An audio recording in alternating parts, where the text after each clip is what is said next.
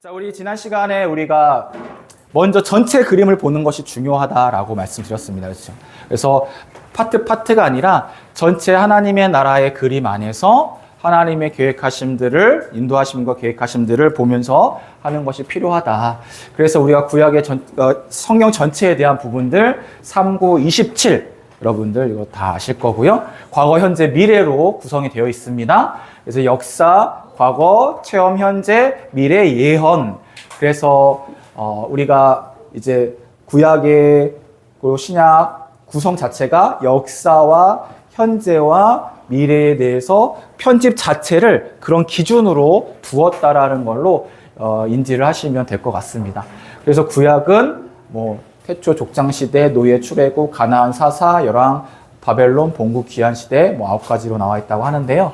그리고 7가지 신약에 대한 예수님에 대한 이야기, 교회에 대한 사도들의 이야기들 이렇게 포함이 되어 있는데 이런 부분들을 계속 반복하면서 여러분들이 이제 좀 구체적으로 알아갈 것 같습니다. 전체적인 이제 그 39권에 대한 이야기, 내용인 것이죠. 그래서 이렇게 큰 문으로 여러분들이 이해를 하시면 좋을 것 같아요. 그래서 창세기부터 신명기까지 모세오경, 그리고 역사서 여호수아부터 에스더까지 12권, 그리고 시가선 욥시 잠언 5권, 대선지사 이사야 예레미야 에가 에스겔 다니엘까지 내용이 많아서 대선지서입니다.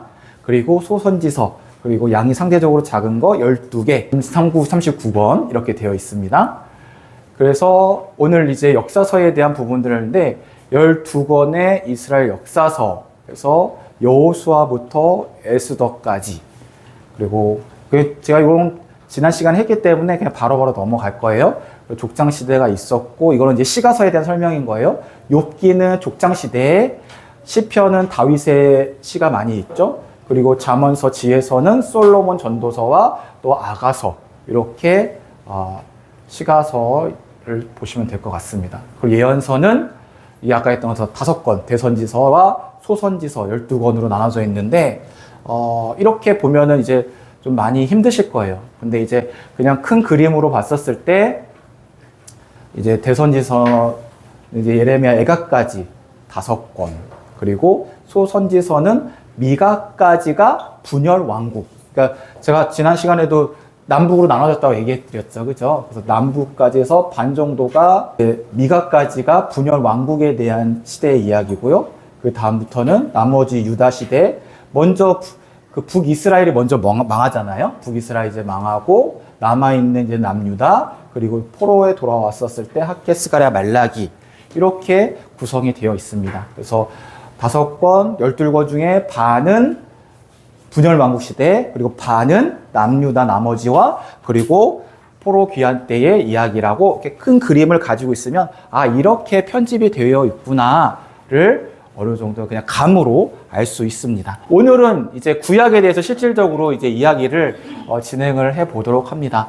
그래서 여러분 보시면요, 이제 아까 얘기했던 것처럼 17권, 아까 모세오경 5개, 역사서 12개, 그리고 체험 욥시 잠언 5개, 그리고 예언서 5권, 그리고 12권, 소선지자 12권, 이렇게 해서 이제 17권, 이렇게 구약의 구조가 되어 있고요.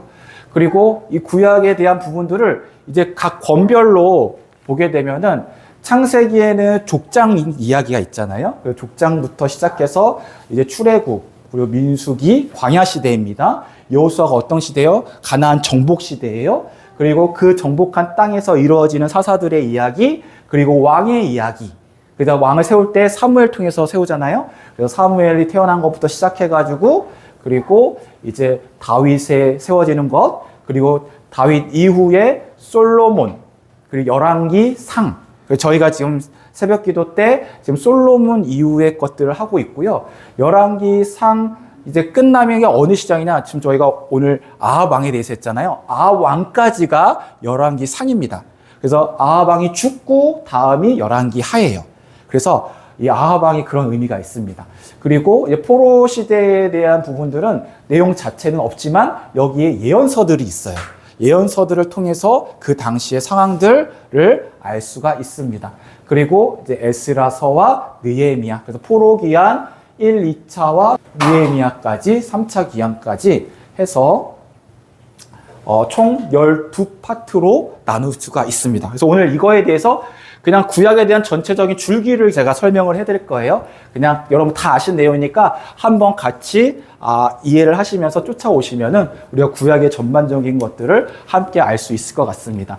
창세기는요, 1장부터 11장까지는 총 4가지 사건이 구성이 되어 있어요. 그러니까 여러분들 이렇게 외우시면 돼요. 그 인류를 향한, 우주를 향한 하나님의 역사 4개, 그리고 12장부터 50장까지는 족장, 4개의 족장. 그러니까 4를 외우면 돼요. 그래서 여러분 잘 아시다시피 창조, 인간의 창조, 그리고 타락을 하잖아요. 타락을 해서 쫓겨나게 되어져요. 그리고 노아의 홍수가 일어나게 되어집니다. 그리고 노아의 홍수로 심판이 오는 것이죠. 그리고 나서 또 다른 심판인, 그리고 이제 언어를 그들이 탑을 쌓잖아요. 이후에. 그래서 바벨론 탑 사건. 그래서 창조 이후의 것들은 다 심판과 타락에 대한 이야기예요. 그래서 인간을 창조하신 이후에 계속된 역사가 뭐냐? 타락. 그래서 에덴에서 쫓겨나고 노아의 홍수의 심판을 받고 바벨탑 사건으로 다시 심판을 받게 되어진 이야기. 그러니까 인간에 대한 가능성이 없어지는 거죠. 야, 인류를 향해서 하다 보니까 이게 문제가 있구나. 이거 이렇게 해서 될 게 아니구나. 그래서 하나님께서 한 사람을 택하시는 거예요. 그래서 그 택함 받은 자가 바로 아브라함입니다. 그래서 이제 족장 시대, 아브라함을 그 본토 친척 아비의 집을 떠나서 하나님의 약속하신 땅으로 인도해 내시죠.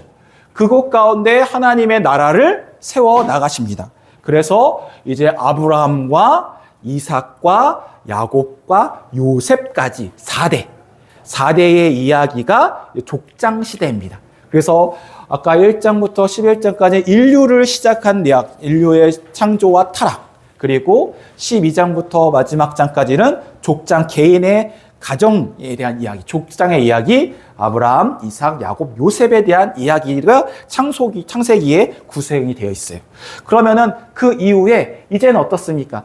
그 요셉을 통해서 이제 그 이집트의 자리를 잡게 되지 않아요? 이집트의 자리를 잡아 나서 또 400년의 시간이 지나게 되어져요. 그 가운데 이제 그들은 종의 모습으로 전락하게 되어졌고, 그들이 하나님 앞에 부르짖습니다. 그 가운데 하나님 그 부르짖음을 들으시고 모세를 통해서 애굽을 도망치게끔, 출애굽하게끔 되어지죠. 그래서 이걸 반으로 나누게 되면은 애굽에서 시내산까지의 이동, 그리고 시내산에서의 하나님의 약속하심이 구성이 되어져 있어요. 그래서 1장부터 18장까지는 애굽을 탈출해서 이제 하나님의 그 백성이 되어지는 그 약속을 받고 언약의 그 약속을 맺는 그 시간이 그 18장까지의 이야기. 그래서 거기에는 애굽을 탈출할 때 10가지 재앙. 여러분 10가지 재앙에 보면은 여러 가지 강의 피가 새 색깔로 바뀌게 되어지고 이가, 그리고 무슨 개구리, 메뚜기 이런 재앙들이 있잖아요. 이런 재앙들을 하나님께서 왜 내리시느냐? 그거는 하나님께서 그 땅 가운데 그 모든 것들은 요단강이라 죄송합니다. 그 나일강, 그리고 메뚜기라든지 개구리라든지 이것들이 다 뭐였냐면 그 당시 이집트 사람들이 섬기던 우상이었어요. 그 우상을 하나님께서 하나씩 다 치시면서 이스라엘 백성과 애굽 땅 가운데 진짜 하나님이 누구인지를 나타내시는 심판이었어요. 오늘 오전에 여러분들 그 하나님께서 그 비를 내리지 않게 하잖아요. 비를 내리지 않게 하는 것은 단순히 그냥 심판이 아니라 그 심판을 통해서 뭐예요? 동일하게 하나님이 누구신가를 나타내기 위한 심판이었던 거예요. 그래서 오늘의 그 비를 내리지 않은 심판과 그리고 지금 이 애굽의 10가지 재앙의 심판의 성격은 동일하다. 그를 통해서 하나님의 백성들에게 하나님의 되심을 나타내기 위한 심판을 나타내셨습니다. 그리고 이제 홍해를 건너게 하시고 그 안에서 이제 쫓아오는 애굽의 군사들을 다 수장하게 하시죠. 그리고 이제 시내산까지 그 여정들을 가게 되어집니다. 그리고 시내산에서 도착해서 어떻게 돼요? 십계명을 받아요. 근데 그 십계명 받는 시간 가운데 기다리다 못해 어떻게 해요? 송아지를 만들죠. 금송아지를 모세가 산 위에서 시내산에서 십계명을 받는 기간 동안에 이 밑에 있었던 이스라엘 백성들이 그걸 못 버텨가지고 금송아지를 만들고 그걸 섬기기 시작합니다. 결국 모세가 내려와서 그 십계명의 그 판을 깨어버리죠. 그리고 이제 하나님께서 이제 그 안에서 다시금 그 십계명의 그 판을 다시금 회복시키시는 그 내용이 포함되어 있고요. 그리고 성막을 짓는 내용들, 그래서 율법의 이야기들이 포함이 되어 있습니다. 그래서 18장까지는 역사적인 사건들을 중심으로 나열이 되어 있고요. 19장부터는 하나님의 율법을 중심으로 이야기들이 구성이 되어 있습니다. 그래서 여기 보면요. 애굽이, 여기 이제 애굽이에요. 애굽을 건너서 홍해로에서 시내산까지 간 사건. 그리고 여기서 다시금 이제 올라가게 되어지는데, 시내산까지의 이제 요 거리가 출애굽의 시대, 출애굽기에 나와 있는 내용입니다. 애굽에서 시내산까지. 그리고 이제 민수기는 넘버스라고 해가지고 그 인구 조사를 중심으로 구성이 되어 있습니다. 그래서 1장부터 14장. 인구 조사를 왜 하냐면, 인구 조사를 하는 걸 통해서 그 백성이 하나님의 백성임의 소속을 나타내는 거예요. 그래서 우리가 다윗도 마찬가지였잖아요. 그가 이제 나중에 인구 조사를 하는데 그걸 하나님께서 그거를 죄로 여기셨어요. 왜냐하면 인구 조사를 함을 통해서 세금과 또 군사적인 것들, 이런 것들을 확보하고 그런 것들을 파악하는 데 있어서 그게 필요하거든요. 근데 하나님께서는 그 다윗이 그 인구 조사를 하는 것들을 내서 하나님의 백성에 대한 하나님의 통치를 거부하는 것으로 그걸 여기셨고, 그것에서 그것들을 기뻐하지 않으셨습니다. 그런데 하나님께서는 이 민수기를 통해서 계속 시내산에서 가데스 바다까지 시내산 안에서 인구를 조사하게 해요. 그래서 그 수가 얼마인지를 나타내고 있고, 그리고 가데스 바데아를 여러분 기억해야 될 게, 넘어가면은 가나안 땅이거든요. 가나안 땅이 넘어가면 되는 거였는데 거기서 어떤 짓을 하냐면 정탐꾼들을 12지파 정탐꾼들 대표로 뽑아서 그들을 정탐을 하게끔 만들죠. 그런데 그 정탐을 갔다 온 사람들이 어떻게 해요? 부정적인 보고를 10명이 하게 되어집니다. 그리고 나머지 2명 누구예요? 여호수아와 갈렙. 여호수아 갈렙을 제외해서 나머지 사람들은 어떻게 돼요? 전부 그 세대의 사람들은 그 땅을 신뢰하지 않고 부정적인 언어와 하나님을 원망함을 통해서 그 세대가 그 땅에 들어가지 못해요. 그래서 결국은 모세를 뿐만 아니라 모든 세대가 갈렙과 여호수아를 제외한, 그래서 다시금 인구 조사를 합니다. 인구 조사를 아까 하는 건 뭐예요? 나라를 구성하고 나라를 세워나가는 데 있어서 필요한 게 이 인구 조사입니다. 하나님의 나라를 세우겠다는 하나님의 의지가 나타나 있는 거예요. 요단 동쪽, 이제 가나안을 들어가는 요단 동쪽에서 인구를 조사한 이야기가 이제 2개로 나눠지게 되어집니다. 그래서 이제 드디어 여호수아를 필두로 이제 가나안 땅으로 들어가게 되어지죠. 가나안 땅에 들어가는데 여기서 잠깐 나누시면은, 잠깐만요.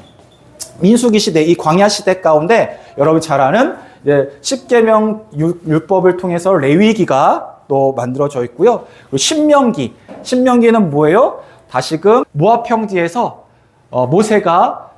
모세를 포함한 다음 그 전 세대는 다 들어갈 수가 없거든요. 그 가나안 땅에 들어가기 전에 하나님 말씀하신 언약과 하나님의 계획하심에 대한 율법에 대한 내용들을 다시금 다음 세대인 이스라엘 백성들에게 전하게 됩니다. 그래서 그게 신명기. 그리고 이제 그 땅에 이제 들어가게 되어지는 거죠. 여호수아. 그래서 여러분 잘 아시다시피 가나안을 정복하게 되어집니다. 여러분들 1장부터 12장까지가 정복에 대한 이야기인 거고요. 13장부터 24장이 가나안 땅을 분배하게 되어져요. 그래서 여호수아에는 땅의 정복과 분배까지가 이루어지게 되어집니다. 그래서 여러분들 가장 먼저 시작되는 게 어디서부터 시작이 되어져요? 여리고성을 무너뜨리는 거예요. 여리고성을 무너뜨릴 때 이들이 어떤 전쟁을 하거나 싸우거나 그러지 않아요. 여리고성의 싸움은 어떤 싸움이었어요? 그냥 도는 거야. 하나님의 말씀하신 대로 그대로 침묵하고 7일 동안 한 번씩 돌고 들어가고, 돌고 들어가고, 마지막 7일 때 7바퀴 돌고 뭐 해야 돼요? 와 소리를 질렀더니 어떻게 돼요? 여리고성이 스스로 무너지는 사건. 이것이 하나님의 전능과 하나님께서 싸우신다라는, 그래서 전쟁은 하나님의 것이다라는 것에 대해서 이 이스라엘 백성들에게 각인시키는 사건이었거든요. 그런데 그 전쟁의 승리 이후에 이 이스라엘 백성들이 어떤 짓을 하냐면 아이와 같은 이 아이성 가운데 하나님을 의지하지 않고 자신의 전략 계략을 따라서 아이성에 들어갔다가 참패를 당하게 되어집니다. 그렇죠? 그게 인간이 그러한 연약함에 대해서, 그리고 그럼에도 불구하고 하나님께서 강력하게 그 땅을 정복해 나가시는 이야기들이 들어가 있고요. 그리고 하나님께서 말씀하시는 그 땅의 분배가 이제 이루어지게 되어집니다. 이 땅의 분배를 우리가 이제 12지파 요셉 이후에 야곱이 요셉을 축복하고 야곱의 자녀들이 이제 각 지파로 구성이 되어져서 12지파로 땅을 분배하게 되어지는데, 단 한 지파는 이제 그 땅을 받지 못하는 지파가 있었는데 그 지파가 바로 레위 지파. 레위 지파는 땅을 받지 않고 하나님을 섬기는 하나님의 족속으로 각 그 지파 안에 각각 레위인들이 살 수 있는 곳을 두고 거기서 하나님을 섬기게 합니다. 그래서 12지파, 실질적으로는 11지파가 땅을 분배를 받게 되어집니다.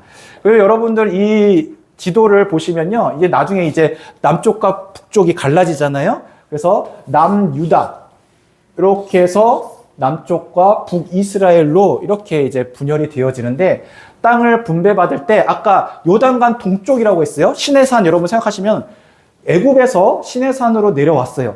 시내산에서 올라가는데 뺑 돌아서 이쪽으로 돌아오는 거예요. 요단강 동쪽, 동쪽으로 해서 여기서부터 이제 치고 들어가는 거예요. 그래서 이제 먼저 르우벤, 갓, 므낫세가 그 동쪽을 통해서 이제 요단강을 건너서 넘어가서 반대쪽도 이제 다 점령을 해 나가는데, 르우벤과 갓과 므낫세가 그 땅을 넘어가기 전에 먼저 우리에게 땅을 주십시오. 이 동쪽 땅이 너무 좋습니다. 그래서 먼저 르우벤, 갓, 므낫세가 그 동쪽 땅을 먼저 갔습니다. 그 대신 어떻게 하냐면 너희들이 그 땅을 먼저 갔는 대신 너희들이 선두로 나서서 그 땅을 다 정복할 때까지 너희들이 가서 그 전쟁에 참여하라라고 합니다. 그래서 그들이 이제 선두가 되어져서 그 전쟁을 계속해서 이끌어가고 있는데, 이제 땅의 분배를 받으면 여러분들 보면은 므낫세가 상당히 많이 받아요. 그죠? 므낫세 반지파, 반쪽 뭐 이렇게 얘기가 나오거든요. 그래서 므낫세가 많이 갖고 그 다음에 에브라임이 중심을 갖습니다. 여러분들 므낫세와 에브라임이 어떤 성향을 갖고 있냐면, 이 므낫세와 에브라임은 바로 요셉의 아들이에요. 그러니까 다른 지파들은 각 하나씩 받는데 요셉 지파만 두 분깃을 받게 되어져요. 그 두 분깃에 에브라임과 므낫세 지파가 각각 하나씩을 더 갖게 됩니다. 그래서 북이스라엘을 에브라임 왕조라고도 이야기를 해요. 그래서 에브라임이 좀 더 주도권을 가져요. 그래서 이스라엘은 실질적으로 에브라임 지파가 상당히 영향력을 끼치고 있습니다. 요셉 지파죠. 에브라임과 므낫세가 같은 형제로서 어떤 영향력 가운데 있고요. 반대로 유다는 나중에 이제 베냐민이 나중에 남유다로 이렇게 흡수가 되면서 자연스럽게 이렇게 남유다 왕족 가운데 흡수가 되어져요. 그래서 전체적으로는 이렇다. 그래서 여러분들 단이 저 꼭대기, 그래서 북쪽 끝대기를 이야기할 때 우리가 할라에서 백두까지 할 때 그 백두를 하면 여기서는 이제 브엘세바에서 단 이렇게 얘기를 해요. 그래서 단이 저 꼭대기. 그래서 이스라엘의 가장 꼭대기 정점에 있는 게 이제 단이고, 저 쭉 내려와서 시몬 저 밑으로 내려가면 이제 브엘세바가 있습니다. 거기까지 영토가 이제 이스라엘 12지파가 이렇게 땅을 분배를 받습니다. 자, 그래서 땅을 분배를 받는데 그 사사기, 그리고 나서 이제 사사기, 왕이 아닌 사사, 하나님께서 택하신 사사들의 시대가 되어집니다. 그 중심의 내용은 뭐냐 하면 누구누구 지파는 어디 족속을 내쫓지 못했다. 뭐냐? 실패에 대한 이야기가 나와요. 하나님께서 정복하라고 했는데, 쫓아내라고 했는데 쫓아내지 않고 그들과 타협을 하거나 그들을 종들로 삼습니다. 그리고 그 가운데서 계속해서 이제 어려움을 당하게 되어지죠. 그리고 거기서 이제 핵심적인 내용, 그때의 이스라엘의 왕이 없으므로 자기 소견에 옳은 대로 행하였다. 사사들의 시대에는 왕이 없으므로. 근데 이 왕은 어떤 왕이에요? 이거는 세상의 왕을 얘기하는 게 아니에요. 누구예요? 하나님을 이야기하는 거예요. 하나님에 대해서 이들이 인정하지 않고 자신의 소견대로 이방신을 섬기고 이방인들과 함께 살았던, 죄악 가운데 살았던 그들. 그래서 그 12 내지 13번의 그 사사들이 바뀌면서 계속 어떤 일이 일어나요? 그들이 죄를 짓습니다. 하나님께서 이방 족속을 통해서 그 심판하세요. 그리고 그들이 하나님 앞에 회개하고 부르짖으면 하나님께서 들으셔서 이 사사를 통해서 구원하십니다. 그럼 그들 평화 시대가 있다가 또다시 죄를 져요. 이 일들을 거의 12번 내지 13번을 반복을 합니다. 이런 시대. 그래서 결국은 왕이 없으므로 자기 소견에 오른 대로 행했던 시대가 바로 저 사사 시대. 그리고 마지막에는 누구의 타락까지 옵니까? 레위인, 레위 지파, 하나님을 섬기는 그 레위 족속들이 죄를 짓는 일들까지, 그리고 베냐민 형제들이 거의 멸절당하는 그러한 아주 이 최악의 상황까지 몰려들은 사사기가 마무리가 되어져요. 그리고 이제 그 가운데 하나님께서 사무엘을 통해서 이제 새로운 시대를 열어갑니다. 그래서 한나를 통해서 사무엘이 낳게 되어지고, 사무엘이 이제 하나님 앞에서 쓰임을 받는데, 그는 제사장과 사사의 직분들을 같이, 그리고 선지자의 직분들, 이런 직분들을 거의 통합적으로 감당을 합니다. 그래서 사무엘 가운데서 다스리고 지고 그 사사 시대 가운데 하나님의 일들이 일어나는데, 특별히 이제 1장부터 8장까지가 사사 사무엘의 시대, 그리고 9장부터 31절 드디어 왕의 이야기들이 나와요. 그죠? 왕. 그러면은 여러분들 처음 그들이 이제 저에게 다른 나라처럼 우리에게도 강력한 왕을 주십시오 라고 요청을 합니다. 너희들 왕을 생기면 너희 딸들을 가져갈 것이고 너희 세금을 내야 되고 그들을 위해서 너희들 지켜서 전쟁터에 나가야 돼. 그래도 할 거야? 그래도 왕이 필요합니다 라고 해서 하나님께서 그들에게 세상의 왕을 세우시는데 사울 왕을 세웁니다. 사울 왕이 바로 베냐민 지파. 베냐민 지파는 왜 아까 얘기했던 것처럼 동족을 통해서 거의 멸절을 당하다시피 했거든요. 그 멸절을 당하다시피 한 그 베냐민에게 모든 지파들이 마음에 빛이 있었어요. 그러다 보니까 그 베냐민 지파의 왕을 세우는 데 있어서 모든 지파들이 무언의 동의를 하게 되어지는 거예요. 자, 우리 마찬가지, 이스라엘 세워질 때도 마찬가지였던 거예요. 이스라엘이 이 나라를 잃어버리고 유대인들이 핍박을 당하지 않습니까? 그렇게 핍박 가운데 거의 진짜 전멸당하듯이 했을 때, 이스라엘을 세울 때 그 주변의 유럽 국가라든지 서양 국가들이 마음에 빛이 있는 거예요. 그래서 이스라엘을 말도 안 되는 수천 년 동안 나라가 없는 그곳에, 이 똑같은 거죠. 바레라는 나라 없어졌잖아요. 그 바레라는 없어진 그 나라 가운데 바레 국가를 세워주는 거예요. 그런 말도 안 되는 일이 하나님의 이런 계획하신 가운데 이스라엘이 세워진 거예요. 빛을 진 것 같이 이 사울 왕이 베냐민 지파에서 사울 왕이 나올 수 있었던 게, 이 모든 종족으로부터 베냐민이 거의 멸절을 당하는 사건들이 있었거든요. 그 가운데 사울이 왕이 되어 수 있어. 초대 왕이 되어졌고, 그런데 사울이 연약해지고 다시 하나님께서 기름 부은 다윗이 다시금 왕이 되어집니다. 사무엘상은 연합이라 써있는데 통일 왕국 시대, 이제 사울까지, 그리고 사무엘을 하는 사울이 죽고 나서 다윗의 시대를 이야기합니다. 사무엘 하는 다윗의 이야기로부터 시작이 되어지고, 그리고 이제 다윗이 죽는 것까지. 그러면 그 다음에 이제 열왕기상에 나오거든요. 열왕기상에는 당연히 다윗이 죽고 솔로몬이 이제 왕위를 계승하는 내용이 나옵니다. 근데 솔로몬 때 아까 얘기했던 것처럼 이스라엘의 가장 영화롭고 가장 넓은 영토를 차지했던 때가 바로 솔로몬 시대였어요. 그런데 이 솔로몬이 그 부요함과 그 부강함을 대해서 하나님을 배반하기 시작하고 이방신을 섬기게 되어지고, 결국은 그 죄로 말미암아 이제 갈라지게 되어지죠. 그래서 11절까지는 반까지는 솔로몬의 다스림, 그리고 12장부터 22장까지는 이제 분열 왕국. 그래서 북에는 여로보암이 있었습니다. 그 여로보암이 이제 북이스라엘의 왕이 되어지고요. 르호보암이 남유다의 왕이 되어져서 서로 대립하는 구조로 이제 세워지는 것이죠. 그리고 남유다는 그 왕위가 다윗으로부터 하나님께서 그가 하나님을 섬기고 하나님을 위해서 성전을 건축할 준비들을 해나가는 걸 보고 하나님께서 너무 예뻐가지고 내가 너를 통해서 그 왕위가 끊이지 않게 하겠다. 너희 자손을 통해서 그 왕위가 영원히 지속되게 하겠다라고 축복하시고 약속해 주십니다. 이 약속이 있어서 남유다가 범죄하고 죄악을 저질러도 하나님께서 끝까지 그 다윗 왕가의 끈을 놓지 않으세요. 계속해서 지속이 돼서 안정적이잖아요. 그죠? 그래서 아사 왕 때에 아사 왕이 41년 동안을 다스리거든요. 그 기간 동안에 북이스라엘은 6명의 왕위가 계속해서 바뀝니다. 계속해서 쿠데타가 일어나요. 정통성이 없기 때문에. 계속해서 쿠데타가 일어나고 정복이 일어나고 왕이 세워지는 일들, 다시 죽여지는 일들, 이런 일들이 계속해서 반복되면서 언제까지 이어지냐? 아합 왕 이야기까지. 그래서 아합 왕 때 오므리 왕조거든요. 오므리 왕이 사마리아를 수도로 삼고 사마리아인 얘기가 거기서 나오는 거예요. 그래서 북이스라엘과 남유다가 이렇게 그냥 분열되고 쭉 가요. 합쳐지지 못하고 멸망할 때까지 그렇게 해서 쭉 가게 됩니다. 그리고 이제 열왕기 하 시대는 이제 아합 왕 죽고 나서 이제 북이스라엘 왕들의 이야기와 남유다의 이야기가 계속해서 이어지는데 북이스라엘은 BC 722년 때 아수르한테 먼저 멸망을 당하고요. 그리고 150년 뒤에 남유다가 바벨론에 의해서 멸망을 당하게 되어집니다.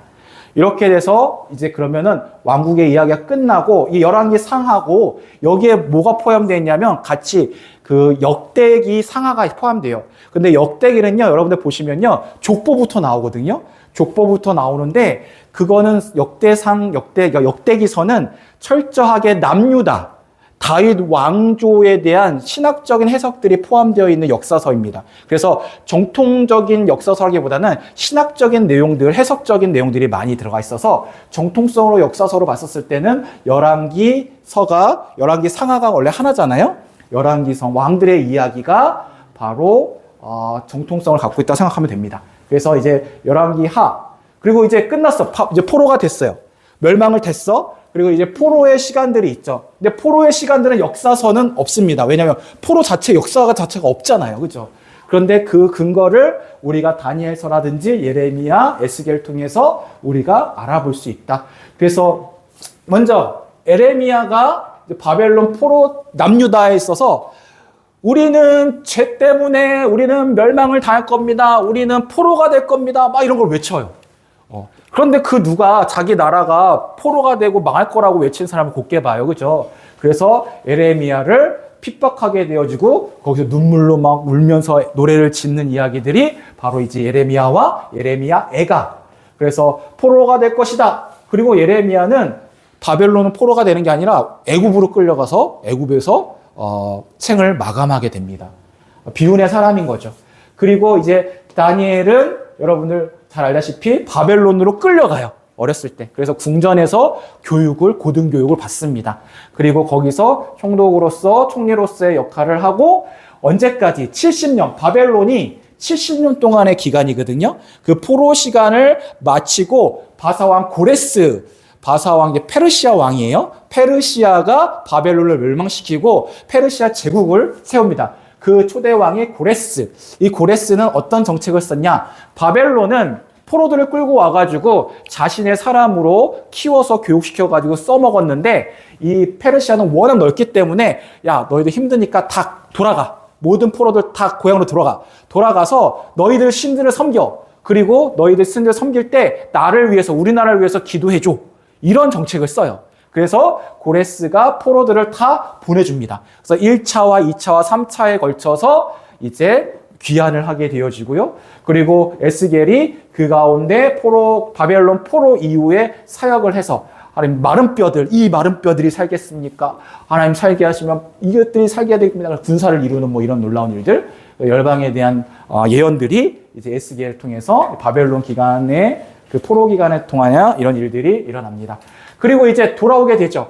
이제 에스라 시대에 이제 돌아오게 되어지는데 1장부터 6장까지는 총 아까 1차, 2차, 3차 포로 기한이 있었습니다. 1차 포로 기한은 수룹바벨과 예수야를 진두로 해서 이제 성전을 와서 보니까 어떻게 돼요? 성전이 다 부서진 거예요. 그래서 우리가 먼저 성전을 먼저 만들어야겠다. 성전을 먼저 세워야겠다. 그래서 열심히 성전을 건축을 하게 됩니다. 그래서 성전을 재건하게 되죠. 그 가운데 성전을 재건하고 나서 이들의 생활이 점점 이제 거기 있는 이방인들과 거기에 있는 사람들, 세상 사람들과 결혼도 하고 같이 이제 그 신들을 섬기면서 이제 점점점 이게 약해지는 거예요. 그래서 학개와 스가랴가 하나님의 말씀을 선포하게 됩니다. 그래서 학개와 스가랴 하나님의 말씀을 선포하는 내용이 나오고 있고요. 그리고 7장부터 10장은 이제 2차 포로기한, 이제 에스라를 중심으로 이제 말씀을 이제 거기서 무너졌던 이야기, 그 땅 가운데 그 신앙들을 회복하는 일들. 그래서 2차 포로 귀환을 해서 그리고 이제 하나님의 말씀을 선포합니다. 그리고 이제 느헤미야, 이제 마지막, 시기적으로는 이제 거의 마지막인 거예요. 그래서 포로의 마지막 귀환, 3차. 와가지고 성전은 건축이 됐지만 이 성벽이 헐어져 있잖아요. 근데 성벽을 이제 재건을 하려고 했는데 여기서 방해하는 사람들이 있었어요. 어떤 사람들이었냐면 아까 사마리아인들. 사마리아 저기 있었죠. 그죠? 그 사마리아, 여기는 북이스라엘은 아수르에게 멸망을 당하거든요. 근데 아수르는 어떤 정책을 썼냐 하면 피를 섞어버립니다. 그래서 여기 있는 민족을 딴 데로 옮기고 다른 민족이들 여기 와가지고 이 사람들의 정체성, 민족의 정체성을 섞어버려요. 그래서 혼혈인들이 이제 북이스라엘에 많게 되어져요. 그래서 그 사람들을 사마리아인이라고 얘기했는데 그 사람들이 이제 이 남유다 사람들이 이제 포로돼서 순수 혈통의 유대인들이 와가지고 성벽을 쌓으니까 이 사마리아인들이 야, 우리도 같이 쌓자. 이렇게 하는데 계속해서 뭐 여기도 마찬가지예요. 여기서도 그 성전을 쌓고 성전을 쌓는 데서도 계속해서 방해해요. 이 사마리아인들이. 우리도 쌓자 그러는데 유대인들이 포로에서 돌아왔던 유대인들이 너희들은 피가 섞였기 때문에 너희들은 이 성전을 쌓을 수가 없어. 그래서 이걸 방해를 해요. 그래서 다시 그 페르시아 왕한테 조서를 써가지고 이 유대인들이 지금 반역하려고 나쁜 짓을 꾸미고 있습니다. 막 이렇게 모략을 하고 방해를 하는 일들. 그 가운데 성전을 재건을 하는데 성벽도 마찬가지예요. 이때도 그 사람들이 방해를 합니다. 그래서 이 느헤미야가 총독이었는데 이 총독이 와도 막 방해를 하는 거야. 그래서 52일 동안 짧은 기간 동안에 이 성벽을 열심히 세웠습니다. 그래서 이 50일간 이 성벽이 재건되어지는 이야기가 바로 이 느헤미야 이야기를. 그래서 이렇게 느헤미야로 역사서가 마무리가 되어지는 거예요. 지금 제가 설명한 게 그래서 창세기, 출애굽, 그리고 민수기, 여호수아, 그리고 여기서 보면 아까 얘기했던 것처럼 이 율법서 여기 보면은 창출 레미신 해가지고 여기 여호수아는 여기 밑으로 내려가야 돼요. 이거 지금 잘못 나왔는데 그래서 여기서 창출 레미신 그래서 레위기는 하나님의 십계명 이후에 하나님 성막과 뭐 율법과 이스라엘 사람들의 어떤 규례를 지켜야 되는 거고 민수기의 신명기에는 이제 가나안 땅에 들어가기 전에 모세가 마지막으로 다시 한번 2세대에게 다시금 하나님의 말씀을 다시금 깨쳐주는 그런 이야기. 그래서 그런 가르침이 있고요. 그래서 여호수아부터 시작해서 이제 가나안 땅에 이제 땅을 분배를 받고 그리고 왕들의 이야기까지 그리고 이제 여기서 포로로 이 나라가 무너지게 되는 거죠. 그리고 포로 시대 그리고 이제 다시금 돌아올 때 에스라 그리고 느헤미야. 그래서 한 여인이 백성들을 멸절당하는 그런 위협 가운데 에스더로 말미암아 그것들 구원받는 이야기가 포로 시대 때의 그 이야기가 들어가 있습니다. 이렇게 되면 역사서에 대한 이야기가 끝이 나게 되어져요. 그러면 이제 아까 얘기했던 것처럼 나머지 시가서 그래서 아까 창세기는 욥기는 족장 시대의 이야기, 족장 시대의 그런 이야기가 들어가 있고요. 그리고 시편은 다윗의 중심으로 시들이 많이 써져 있고 그리고 솔로몬 통해서 아가서, 잠언, 전도서 이렇게 해서 시가서가 요 시대 때 만들어졌다라고 이야기하면 요 시대의 이야기들을 담고 있다라고 하면 되고요. 예언서가 가장 복잡하죠. 그래서 저도 이거 헷갈려요. 그래서 그냥 감으로만 우선은 열왕기 시대 때 오바댜부터 하박국까지 그리고 바벨론 때 예레미야 예레미야서랑 비슷하긴 한데 에스겔, 다니엘서 그리고 이제 돌아오고 나서 이제 그들을 가르치는 하나님의 말씀을 선포하는 학개와 스가랴서 그리고 맨 마지막 그래서 마지막이 이제 말라기로 이제 예언서가 마치게 되어집니다. 그래서 이런 부분들은 나중에 조금 더 시간이 되면은 이 예언서들 각자의 성격이라든지 성향의 이런 부분들을 하면서 좀 더 나가도록 하겠습니다. 그러면 전체적인 이제 시대적으로 보면요 이렇게 구성이 되어 있고요.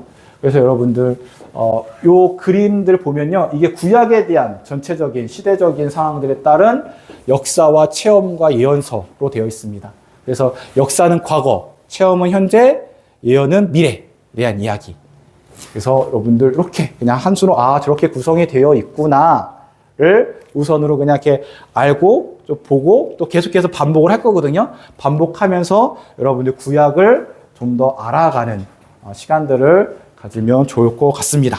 네, 이렇게 하면은 여러분 구약에 대한 전체적인 이제 한번 그냥 창세기부터 이렇게 느헤미야까지 그리고 말라기까지의 전체적인 내용들을, 역사적인 내용들을 함께 다루어 보았습니다. 여러분들 계속해서 반복할 거니까요, 잘 모르시더라도 조금씩 익숙해질 거예요. 그러면은 여러분 이게 좀 더 친숙해질 거라고 생각이 되어집니다.